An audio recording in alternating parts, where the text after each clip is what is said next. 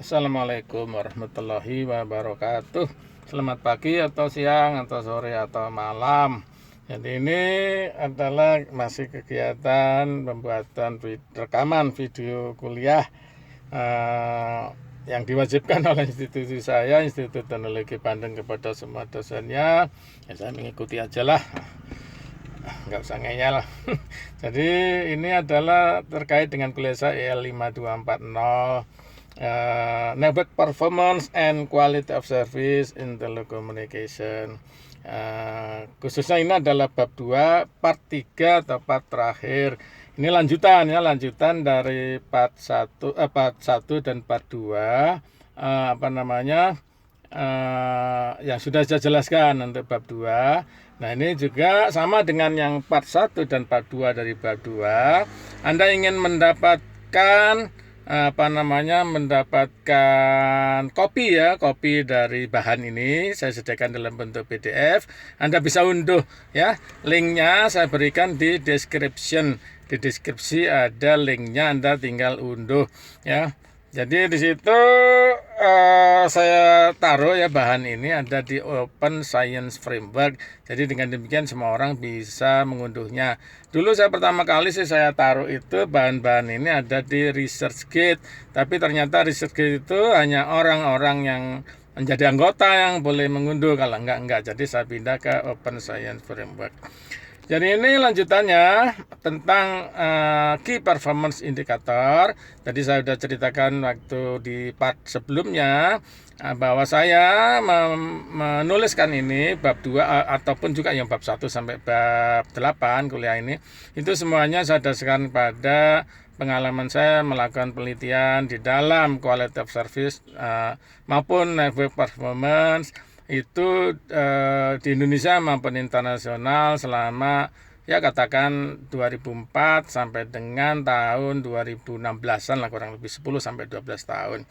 Nah, ini pada waktu terakhir saya meneliti itu jumlah dari quality of service parameter yang ada di standar internasional, itu waktu itu saya dapatkan angka seperti ini. Ya, waktu itu yang paling banyak internet ya, jumlah dari key performance indikatornya ada 119. Ya, kemudian customer support maintenance itu juga banyak. Yang kedua tentu telepon and video teleponi ya, orang karena waktu itu masih ya sampai sekarang ternyata ya bahwa orang itu masih menggunakan streaming, itu paling banyak ya trafficnya. Tapi di sini sudah mulai hilang SMS, MMS itu. Yang ada itu yang lama-lama biasanya untuk SMS, meskipun itu berganti dengan chatting ya, dengan chat ya sekarang. Nah, ini saya anikan secara singkat karena untuk part 3 ini sudah sangat teknis ya, sangat teknis. Jadi di sini kalau yang sebelumnya itu masih perlulah untuk orang yang di telco, di operator maupun kita orang awam, orang pengguna juga mesti ngerti. Tapi kalau yang ini part 3 ini kelihatannya sudah sangat teknis ya. Dengan teknis biasanya vendor lah ini yang banyak perlu ya pengetahuan seperti ini. Jadi ITT recommendation-nya untuk quality of service telekomunikasi ini ada untuk service dibagi 3, ada service quality service parameter, ada network quality service parameternya ya, ada manajemen quality of service parameter. Jadi di sini ada service provision-nya ya. Ini diatur untuk saya berikan 1-2 contoh saja. Ini karena sudah sangat teknis dan yang perlu di sini adalah engineer yang benar-benar menangani jaringan ya, mungkin terkait dengan vendornya, bekerja di vendor atau di industri, di pabriknya ya. Jadi kalau untuk yang kita orang awam yang hanya menggunakan mungkin tidak perlu sampai ke sana. Jadi di sini ada service provision untuk network operator dan customer premise equipment-nya ya. Jadi di situ CPE-nya, kemudian manajemen quality service parameter di quality service resource management. Jadi service quality service parameternya itu ada service provision, call setup, call progress, service restoration, service quality characteristic, charging and billing, kemudian common dan seterusnya. Jadi kalau ini Anda sudah untuk pendengar atau penonton yang sudah menonton pada bab 2 part 2 yang ada videonya sebelum ini, itu kalau Anda ingin tahu bagaimana jaringan itu melaksanakannya ya. Jadi misalkan di sini charging and billing. Nah, charging and billing itu di part 2 sebelumnya saya sampaikan bahwa umumnya target value itu mengacu kepada ITU sebesar ke tingkat kesalahan dari proses charging and billing ini maksimal 1/1 juta. Bagaimana ini dilaksanakan supaya diukur, yaitu di dalam jaringan ini diukurnya adalah di sini ada di network quality parameternya dan connection establishment error probability dan diukur, dan di dalam manajemen quality parameter diukur di dalam service level agreement dan seterusnya. Ini ada security specific terms. Nah, ini kalau mungkin perlu buat untuk orang-orang yang ingin mendalami di dalam security ya. Tapi kalau untuk orang awam ya mungkin tidak terlalu memerlukannya. Jadi di sini ada node probability, misrouting probability, trafficability performance, transmission performance, bit transparency, bit error rate, ya, dan struktur performance, end-to-end IP network, end-to-end IP network performance, percent IP service availability, release failure probability, connection clearing failure probability, connection establishment success rate, dan seterusnya. Yang kemudian ITUT juga memberikan target value untuk audio, video, dan application. Untuk audio itu typical data rate-nya biasanya 4 sampai 64 kilobit per second. Jadi minimum 4 kilobit per second, maksimum itu bukan maksimum ya operator menyediakan sampai maksimum 64, tapi sekarang udah nggak ada 64 ya. Jadi itu untuk conversational voice biasanya distandarkan sekarang sekitar 10, tapi yang 4 pun masih diperbolehkan. Nah, ini key parameter target value untuk one way delay-nya itu adalah kurang dari 150 milisecond dan information loss-nya 3%. Jadi ini yang di atas ini untuk standar VoIP ya. Kalau Anda yang menekuni bidang VoIP ya, bidang VoIP itu ini ITU memberikan batasan ya, target value-nya untuk one way delay-nya itu harus kurang dari 150 milidetik. Paket loss-nya itu harus kurang dari 3%. Ini yang mendalami VoIP ya. Kemudian audio, voice messaging ya, voice messaging itu Anda gunakan WhatsApp itu kalau Anda kebanyakan mungkin ya mayoritas orang Indonesia itu pakai teks ya, teks messaging. Tapi kalau orang Eropa, orang yang lain itu kulit putih itu jarang, nggak suka dengan messaging dengan teks. Ya mereka nggak seneng share apa itu, dia senengnya ngomong. Nah, ngomong itu caranya gimana? Anda kalau mau dipakai WhatsApp itu di kanan bawah ada gambar mikrofon, Anda tekan, kemudian Anda ngomong, dilepas, omongan Anda nyampe kepada orang yang dituju atau di dalam grup yang dituju. Itu adalah voice messaging ya. IT sudah memberikan target value-nya. Itu harus delay-nya kurang dari 1 detik untuk playback dan 2 detik kurangnya dari untuk record ya, recording. Jadi kalau kita tadi sedang merecord, kita WhatsApp ya, kita gunakan untuk voice messaging, bukan teks ya, voice, maka kita yang paling kanan bawah itu Anda tekan. Nah, ini saya malah terus terang terlambat tahunya ya. Ini saya malah ngertinya dari mahasiswa saya yang punya pacar itu. Saya pernah waktu habis kuliah keluar kelas, kalian lihat kok dia pakai voice messaging. Saya tanya, kenapa Dek kok pakai itu nggak pakai teks? Wah, ini Pak, saya dulu pernah pacaran putus gara-gara yang itu chatting itu Pak, WhatsApp itu marah-marah, terus saya putus, ternyata udah putus ketahuan itu yang ngechat itu ibunya itu mendapatkan infonya di kamar anaknya, dia chat marah-marah ke saya terus putus. Jadi saya kapok, jadi semenjak sekarang saya kalau dengan pacar saya pakai voice messaging ya. Nah, ini untuk record caranya ditekan itu kurang dari 2 detik ya one way delay-nya. Sementara untuk playback yang menerima itu kan membuka itu kurang dari 1 detik. Delay variation-nya 1 detik dan information loss-nya 3%. Dan audio untuk high quality itu ada syaratnya lebih lanjut seterusnya. Video pun itu syaratnya itu untuk delay-nya itu hampir mirip dengan VoIP ya, video pun, tetapi paket loss information-nya harus kurang 1%. Nah, kalau VoIP itu hanya 3%. Dan untuk video ini juga ada syaratnya, yang di sini syarat-syarat untuk ITU. Jadi ITU itu memberikan standar-standar dari target value. Ya, beda kalau Etsy, 3GPP biasanya tidak memberikan. Mereka hanya menentukan parameter-parameter saja, tapi tidak target value. Target value kenapa tidak tentukan? Karena itu tergantung kepada telco. Nah, ini saya katakan di sini ya. Mungkin Anda mendengarkan di sini rahasia daripada telco satu dan yang lain. Telco di satu negara dengan negara lain ada di situ ya. Jadi target value itu kalau ditetapkan lebih berat, maka telco itu akan membangun jaringan menjadi lebih mahal. Nah, kalau pelanggannya memang mampu membayar rata-rata ya willing to pay-nya itu adalah tinggi, maka jaringan itu bisa dibangun dengan kualitas yang lebih baik gitu. Makanya kita tidak bisa membandingkan kualitas internet kita dengan Australia, dengan Singapura, di mana di sana itu willing to pay-nya mungkin 10 kali sampai 100 kali dibanding rakyat Indonesia ya. Jadi Telkomsel itu bisa bangun jaringan. Telkomsel Indosat itu disuruh bangun jaringan seperti yang ada di Singapura atau seperti yang ada di mana Australia, di Amerika bisa. Tetapi dan nanti kalau nggak laku dijualnya, willing to pay-nya tidak mampu, mereka tidak menyediakan begitu ya. Ya ini seterusnya.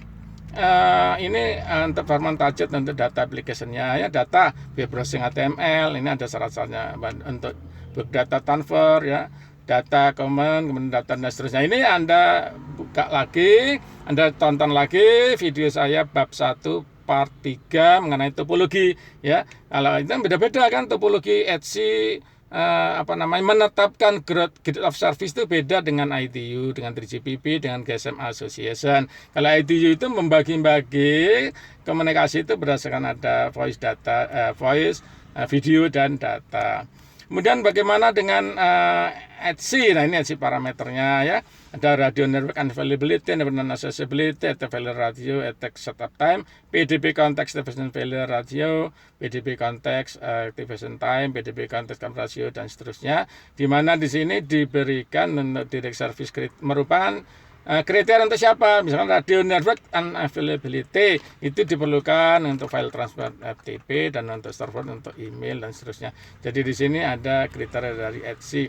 Lanjut dari Etsy untuk direct service, quality service kriterianya, service non accessibility untuk push stock seluler, registration failure ratio. Jadi diberikan parameter-parameter yang lebih rinci dibanding apa yang ada yang tadi saya sebutkan di dalam benchmark dengan regulator atau operator. Regulator itu lebih menggunakan bahasa yang lebih umum ya, hanya bisa dipahami oleh orang pelanggan atau user. Karena apa? Karena memang operator maupun regulator itu mendasarkan kepada pelanggan. Pelanggan itu ingin apa? Itu diterjemahkan menjadi suatu parameter kinerja. Tapi kebalikannya kalau ini Etsy itu tidak, dia mendasarkan kepada vendor. Vendornya itu harus membuat suatu peralatan dengan kinerja seperti apa. Nah, itu dasarnya memang beda ya tadi.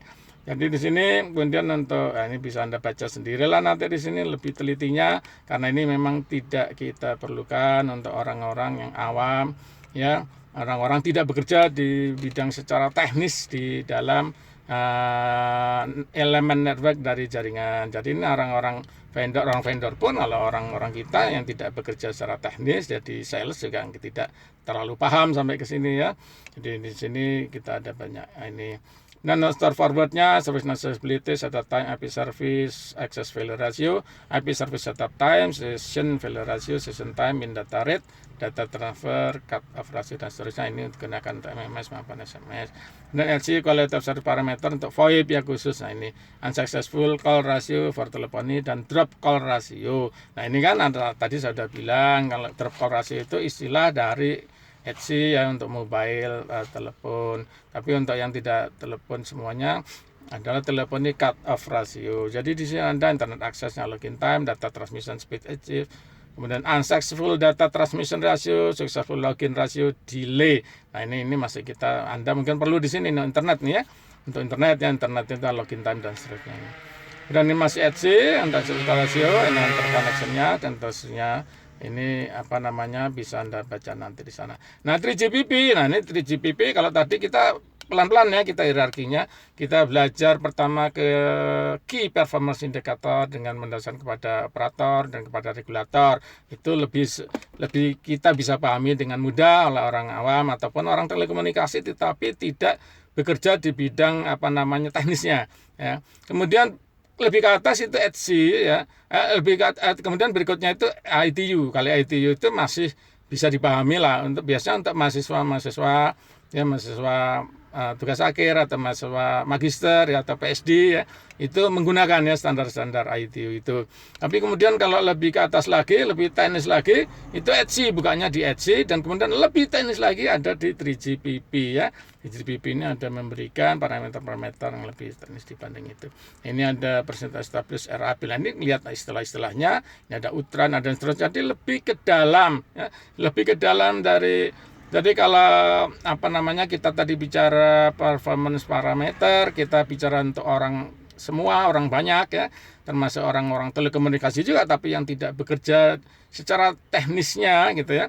Maka itu kita melihatnya dalam suatu blok sistem sebagai sistem keseluruhan end to end. Kita bicara voice-nya, kita bicara bicara tentang layanan servisnya dari ujung ke ujung. Kita streaming, kita melihat keberhasilan orang dari streamingnya dan seterusnya. Tapi kalau 3GPP ETSI lebih dalam, kemudian 3GPP lebih dalam lagi. Jadi dia melihat kepada elemen network-nya, ya, UTRAN-nya, RAB-nya dan seterusnya. Jadi di sini TCA traffic conduit, Anda bisa lihat kata-kata di sini. Ini adalah mengenai interface-nya, ya, data throughput-nya dan seterusnya. Jadi ini lebih dalam kepada elemen network-nya. Jadi ini 3GPP demikian. Dan GSM Association, kalau GSM Association ini lebih turun lagi. Ya urutannya saya mungkin kurang benar ini nulisnya ya. Harusnya setelah yang duluan ini mestinya. Setelah saya menyampaikan yang tadi yang di part 2, di part 2 itu harusnya ini dulu GSM Association ya. Baru kemudian ITU, baru 3GPP. Kalau GSM Association ini asosiasi dari operator-operator menggunakan perangkat GSM ya. Jadi di sini parameter-parameternya kita lebih jelas ya. Network Accessibility Circuit Switch itu ada service MSMO misalkan, dan Network Accessibility Packet Switch.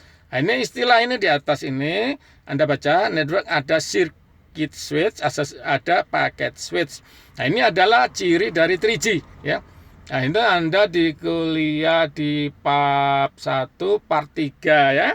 Kita sudah ceritakan bahwa masih ada circuit switch itu sampai dengan di 3G ya. Di generasi pertama sepenuhnya circuit switch. Generasi kedua pertama circuit switch, kemudian generasi kedua yang berikutnya generasi 2 GPRS dan Edge itu adalah sudah bisa internet, jadi ada bagian paket switch-nya. Jadi dalam jaringan 3G kemudian berkembang ke 3G itu ada circuit switch dan paket switch masih ada. Dan nanti Anda buka, silakan nonton di video bab 1 part 3, saya jelaskan di situ. Terjadi revolusi menuju kepada 4G maupun 5G, di mana itu tidak ada lagi ya sirkuit, jadi full IP ya, IP based connection dari end to end. Ini kualitas parameter dari GSM Association, ini ada service accessibility telephony, setup time telephony, CSSR, kemudian ada rel ini OCN, RDN, call completion rate, circuit switch dan seterusnya. Ini adalah dari GSM Association. Jadi ini ada saya sampaikan itu mungkin untuk bab 2 part 3. Jadi bab 2 part 3 ini saya tutup sampai di sini Jadi silakan kepada penonton maupun mahasiswa itu kalau ingin tahu semuanya harus lihat dari bab 1 ya, kuliah EL 540 ini mulai dari bab 1 sampai ada 3 part, ada bab 2 saya bagi lagi 3 part. Nanti ada bab 3, bab 4, bab 5, bab 6, bab 7, bab 8 dan kemudian ada tambahannya yaitu kalkulator. Jadi nanti saya akan sampaikan juga penjelasan bahwa ini kan saya ini orang modern ya, jadi mahasiswa dulu saya ngajar sih mahasiswa, saya kasih soal saya suruh ngitung gitu ya. Kalau dia salah hitung ya nilainya jadi jelek. Tapi lama-lama saya berpikir ini mulai 3-4 tahun terakhir ada nggak usah lah. Jadi saya bikinkan kalkulatornya. Jadi nanti ada persoalan-persoalan, ada kalkulator internet, tinggal masukkan data, masukkan ke situ bisa ngitung. Jadi mahasiswa tidak perlu teliti dalam menghitungnya karena sudah ada bantuan kalkulator. Jadi saya bikin di website saya www.haryadi.org, itu ada beberapa kalkulator yang terkait dengan kuliah ini. Jadi sampai di sini kuliah saya. Mohon maaf atas segala kekurangan. Terima kasih atas segala perhatian dan wassalamualaikum warahmatullahi wabarakatuh.